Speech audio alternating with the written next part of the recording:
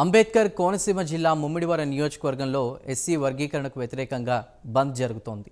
ముమ్మిడివరం, పోలవరం, కాట్రేనికోన మండలాల్లో మాల మహానాడు జేఏసీ నాయకులు పర్యటిస్తూ బంద్ చేయిస్తున్నారు. బంద్ సందర్భంగా జాతీయ రహదారిపై వాహనాలు నిలిచిపోవడంతో ప్రయాణికులు తీవ్ర ఇబ్బందులు ఎదుర్కొంటున్నారు.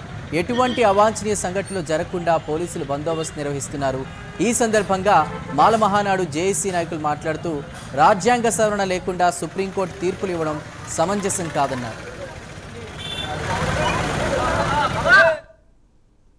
సుప్రీంకోర్టు తీర్పు చేయాలంటే రాజ్యాంగ సవరణ అనేది జరగాలి. రాజ్యాంగ సవరణ లేకుండా సుప్రీంకోర్టు తీర్పు ఇవ్వడం అనేది అది కరెక్ట్ కాదు.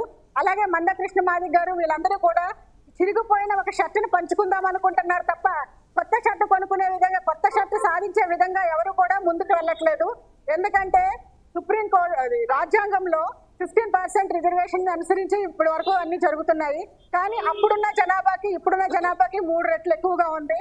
కాబట్టి మనం ఈ 15% రిజర్వేషన్ ని 30% పెంచుకునేలాగా మనం పోరాటం చేస్తే బాగుంటుంది.